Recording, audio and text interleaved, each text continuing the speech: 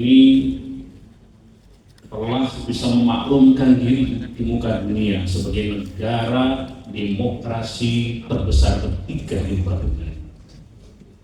Baru saja hajatan nasional yang besar kita selenggarakan, belum selesai. Tapi tahapan pertama sudah kita lalui. Hebatnya kita. Orang sering kalau bicara tentang demokrasi sering menggunakan Amerika Serikat sebagai bahannya demokrasi. Tapi kali ini kita bisa memaklumkan bahwa ada negara yang bernama Negara Kesatuan Republik Indonesia memaklumkan diri mempraktekkan sistem demokrasi yang jauh lebih mendekati konsep demokrasi Yunani kuno ketimbang mbahnya demokrasi Amerika. Kalau di Amerika Serikat memilih presiden lewat electoral vote di negara-negara lainnya, kita nggak mau tanggung-tanggung, kita praktekkan demokrasi langsung, one man, one vote, untuk memilih presiden kita, memilih gubernur kita, bupati, wali kota, DPR RI sampai ke daerah baru saja selenggarakan. Bahkan 75.000 lebih para kepala desa dipilih langsung one man, one vote. Jika hari ini ada orang mengatakan siapa sebuah negeri yang mempraktekkan sistem demokrasi langsung yang mendekati ala Yunani kuno itu, kita boleh mengklaim buka masyarakat politik dunia Republik Indonesia sedang mempraktekkan itu. Hajatan besar kita telah lakukan, meskipun baik dinamika dan pernik-pernik dan hari ini belum selesai. Habis ini November nanti, ketika Pak PJ sudah harus memasrahkan jabatan posisinya, akan diselenggarakan pilkada langsung, pemilihan gubernur, bupati, wali kota. Gubernur itu total ada 38 gubernur yang akan dipilih. Bupati wali kota itu total jenderal ada 520 sekian yang akan dipilih secara langsung oleh warga masyarakat. Sekalian, di sini titik yang kita sebenarnya berbangga. Kita telah menuju sebuah tahapan yang luar biasa, dan saya termasuk beruntung dalam usia saya yang masih cukup muda ini, ya masih muda ya. Saya 4 periode di DPR RI, terakhir saya diberi amanah sebagai wakil ketua DPR RI. Saya terlibat penuh menginisiasi, mengatur, dan memutuskan berbagai undang-undang yang sekarang ini sedang kita praktekkan ini, termasuk pemilihan langsung. Jadi kita bangga ini sebenarnya. Tapi saudara sekalian, Bapak Ibu yang saya hormati, para tokoh-tokoh perwakilan NU, Muhammadiyah, satu persatu yang tidak mungkin saya sebut satu persatu ini. Meskipun di titik-titik ada kebanggaan, kemarin kita sebagai bangsa lupa menghitung kos sosial yang harus dibayar oleh masyarakat kita hanya karena kita ingin mempraktekkan sistem demokrasi. Saya termasuk yang agak merasa bersalah ketika pemilihan presiden langsung. Saya masih ingat komputer saya mungkin ketika membahas tentang redaksional tentang perubahan undang-undang dasar 45. Saya masih muda sekali, ya itu ada Sonia Pak Bartang, Pak Fahmi Idris, Pak Yusuf Kala, dan seterusnya saat itu, dan beberapa tokoh nasional, Marhum Taufik Kemas dan seterusnya. Dan ini sekarang kita praktekkan. Tapi saat itu kita semua lupa ada kos sosial yang ternyata cukup mahal harus dibayar oleh masyarakat bangsa kita, karena kita ingin mempraktekkan sistem demokrasi yang tadi kita banggakan tadi. Ini mungkin yang lazim dalam ilmu politiknya Prof. Lili itu disebut sebagai disease variant of democracy, varian-varian penyakit yang menyertai sebuah negara yang mempraktekkan sistem demokrasi. Kita hari ini adalah negara demokrasi terbesar ketiga setelah India dan Amerika. Nah, ada penyakit bawaan bayi, kawan bayi. Bahasa Sundanya apa ya? Kalau bahasa Jawa saya kawan bayi. Dari Solana, bawaan orang. Negeri yang menekan sistem demokrasi pasti ada varian penyakit yang menyertai. Apa itu? Yang kita lupa kemarin kita itu kosnya. Ialah diantaranya adalah timbul masalah gampang masyarakat kita yang dulu dikenal ramah, tamah, sopan, santun, sekarang gampang kesulut, rasa amarah ada karena perbedaan politik. Lihat, betul. Terjadi distrust yang bersifat meluas di masyarakat kita. Masyarakat distrust kepada pemimpinnya, antar pemimpin saling sodok, ada narasi-narasi bukan hanya kritikan tapi sudah bernuansa kebencian. Kalau kita lihat grup-grup WA, mohon izin Pak Gubernur, kalau kita saksikan kita ini sebagai insan sosial, grup sana kemari, tapi masing-masing grup WA asik dengan dunianya dan merasa paling benar dan membela mati-matian junjungannya hidup dan mati.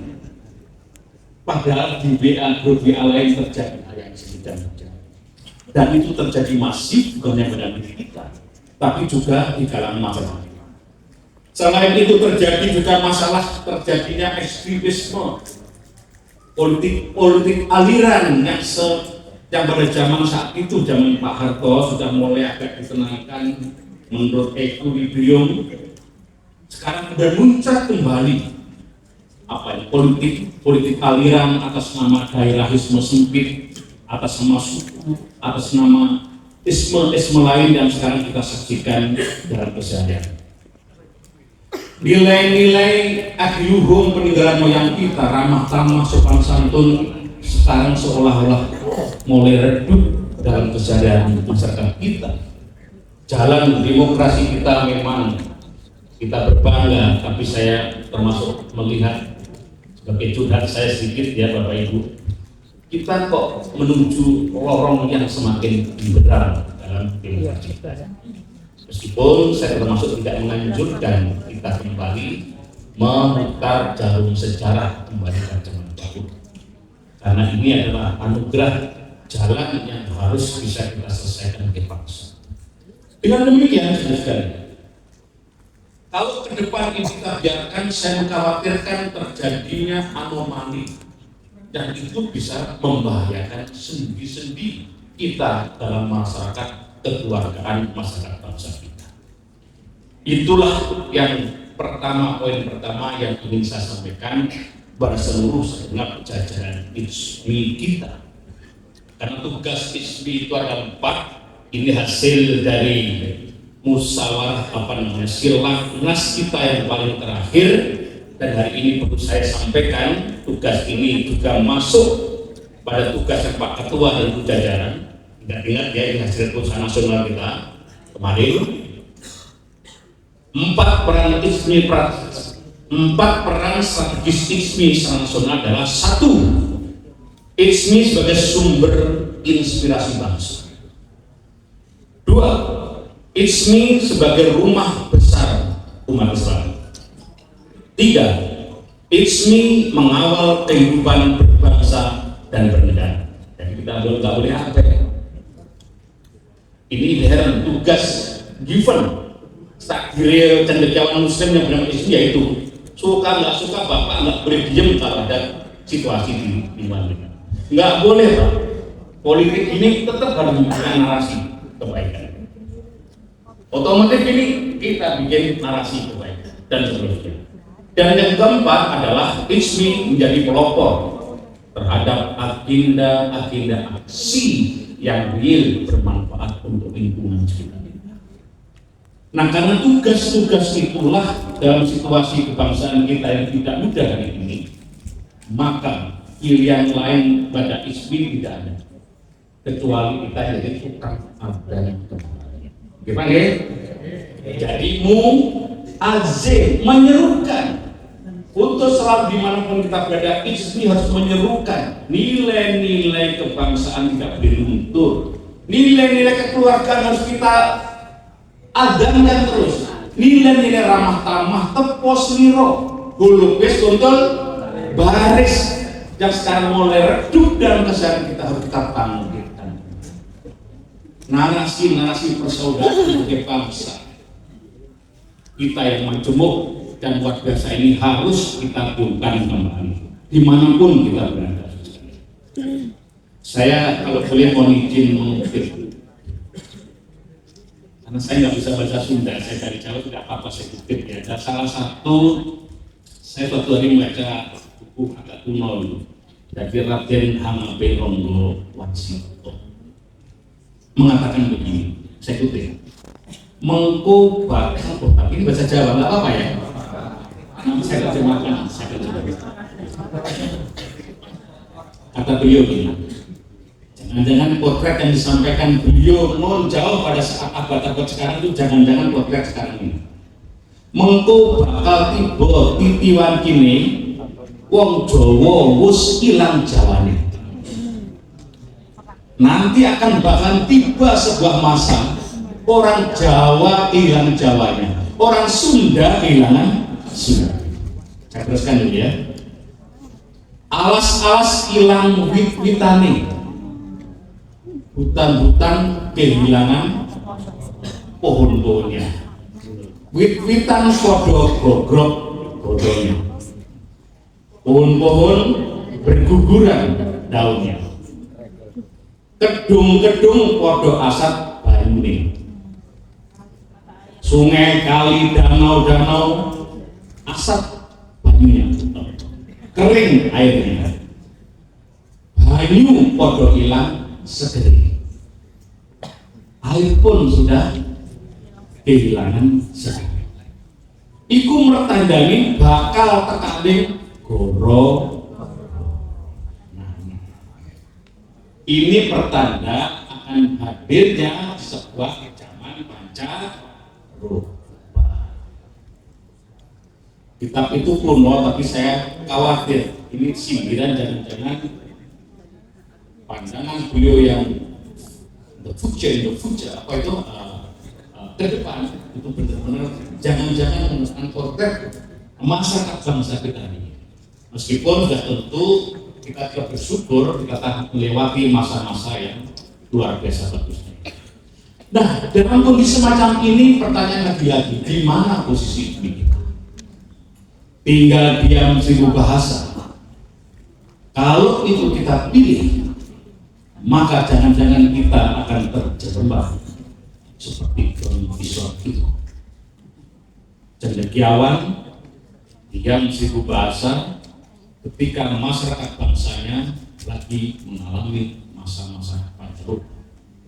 Tidak mungkin itu dilakukan. Betul? Kita diam, jangan-jangan kita nanti masuk menjadi apa yang disebut dengan sejarawan Hari di Benda sebagai pengkhianatan kaum cendekiawan intelektual. Jalan itu sudah tentu tidak kita pilih.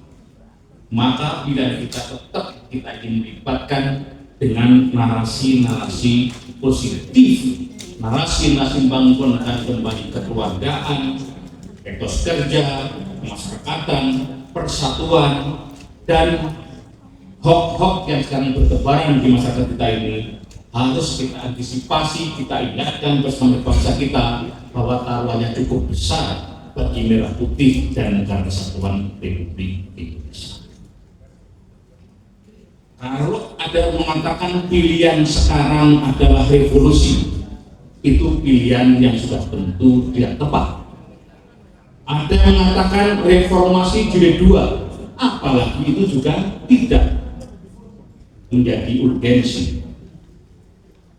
Karena jalan sejarah ini tetap harus dilewati dan bagaimana negara bangsa kita ini bisa melewati ini dengan sebaik-baik. Oleh karena itu sekalian saya tetap menyerukan dengan berbagai program-program andalan ISMI dimanapun kita berada, saling asah, saling asuh, saling asih, itu tetap harus kita tiupkan dan kesadaran masyarakat. Wonten ing Al-Qur'an disebutkan wa'tasimu bihablillahi jami'an wala dan berpegang teguhlah kalian pada tali agama Allah untuk bersatu padu dan jangan bercerai-berai. Kalau bercerai-berai taruhannya sangat besar. Jadi itu secara umum. Tapi saya nggak bicarakan di sini mengenai angket. Kalau angket itu biasa dalam.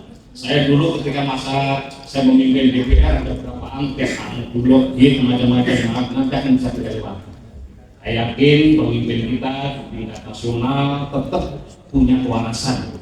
Bahwa titik tertentu kalau sudah mengancam nilai-nilai yang tersebut, nilai persatuan warga bangsa, mestinya semua pihak berhenti dan tetap menggunakan itu sebagai acuan. Terus kalian, negara ini adalah negara besar.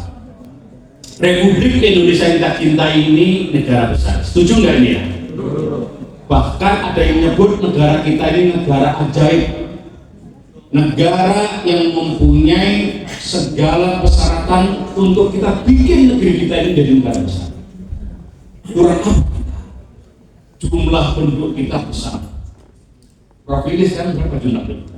270 juta. Itu kayak the big five ya. Jumlah penduduk kita besar. Adakah sebuah pulau yang negara yang kepulauan yang demikian banyak terdiri dari ribuan pulau? Kalau kita lihat peta dunia hanya di Indonesia.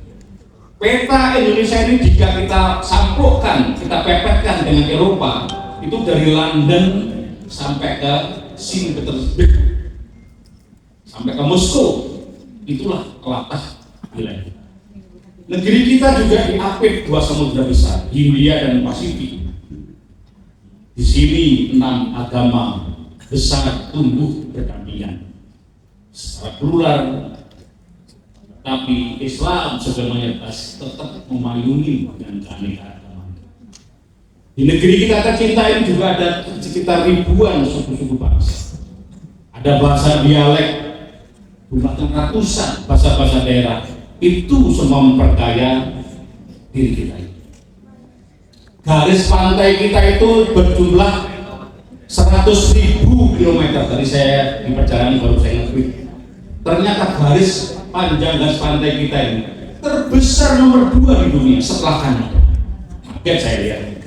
Baru saya, apa itu di Indonesia? Ada ini. Sudah sekali. Ada sebuah buku yang bestseller ditulis oleh Profesor Arusio Santos, seorang geolog dari Brasil.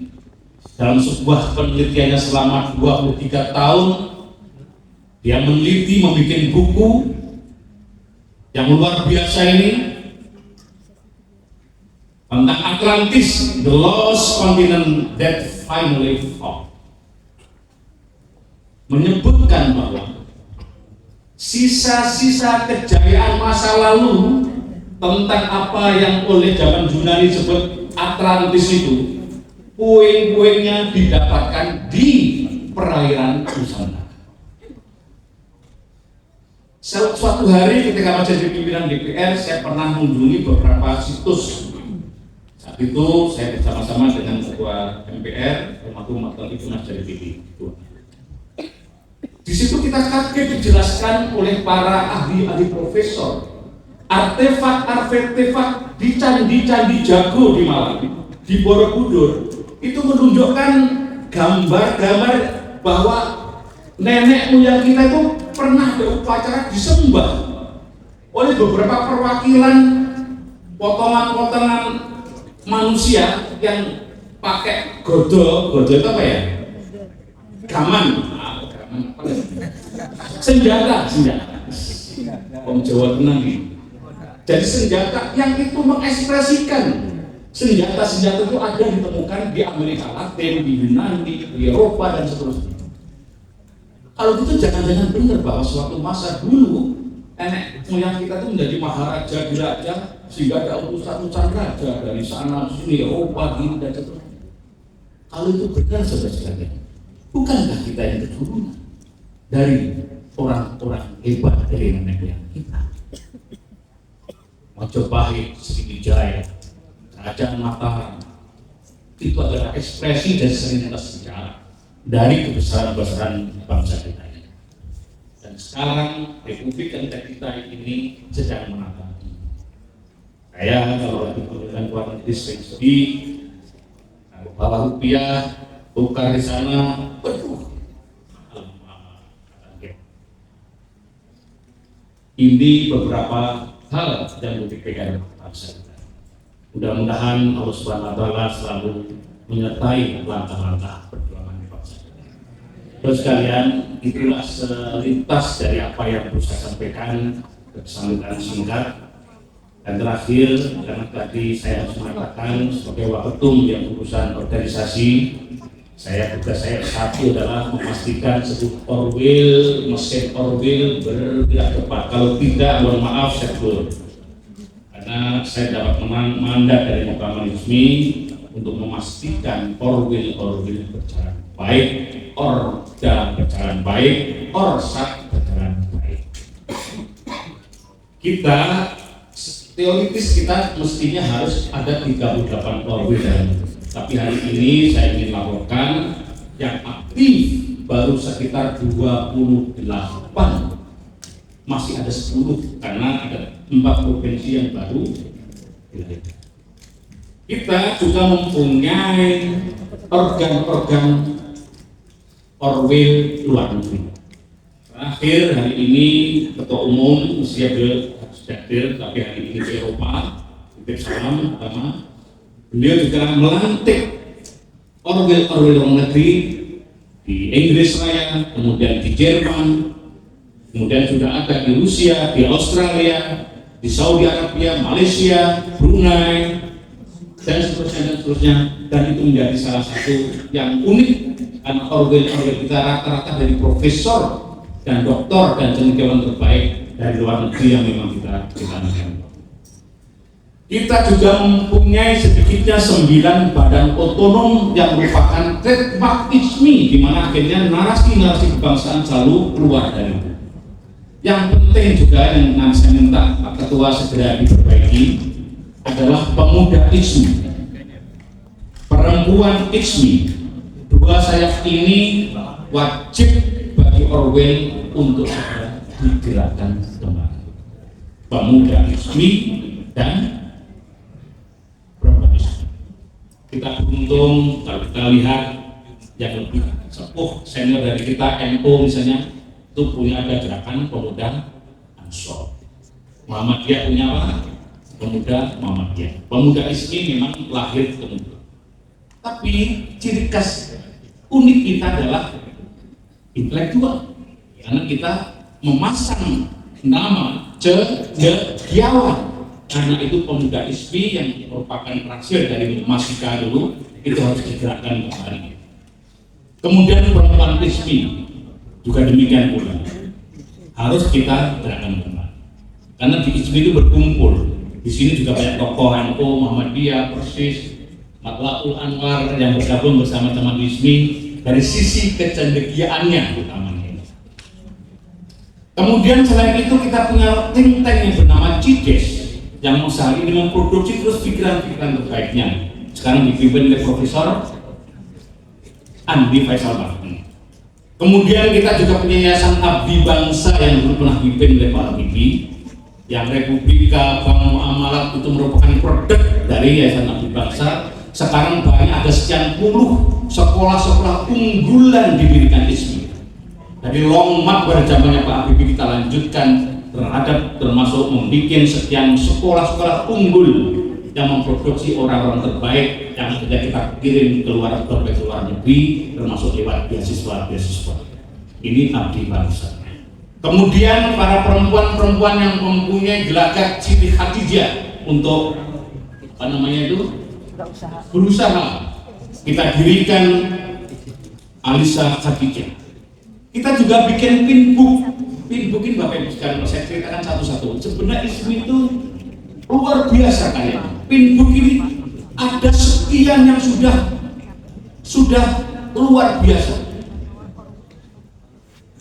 Kalau lama saya ceritain, ini adalah real Pak Gubernur. Mohon kita kalau nanti di sini ada pinbook, ada gerakan apa itu namanya? Apa namanya? Pinbook ya, jadi BMT Baitul Mal wa Tamwil yang ya, dan seterusnya. Bahkan di Jawa Timur itu pondok pesantren yang besar di sana itu sampai sekian ratus miliar itu nilainya itu bisa digerakkan dari sisi ini. Ini juga luar biasa dari pinbook ini. Kita juga punya LBH ISMI, di mana berkumpul lawyer-lawyer andalan pendidikan Muslim yang bergabung di sini. Juga selain itu juga apa itu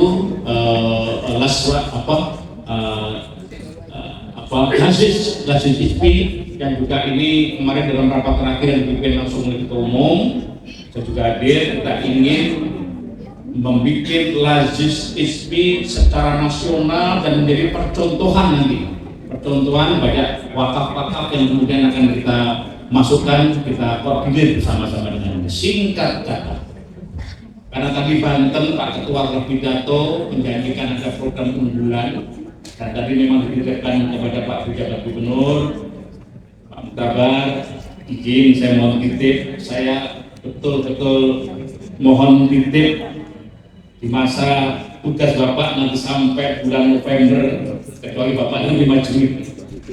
Saya mau titip beberapa ide yang tadi disampaikan oleh Pak Ketua, mohon bisa mendapatkan sokongan dukungan dari Pak Gubernur. Tepuk tangan untuk beliau.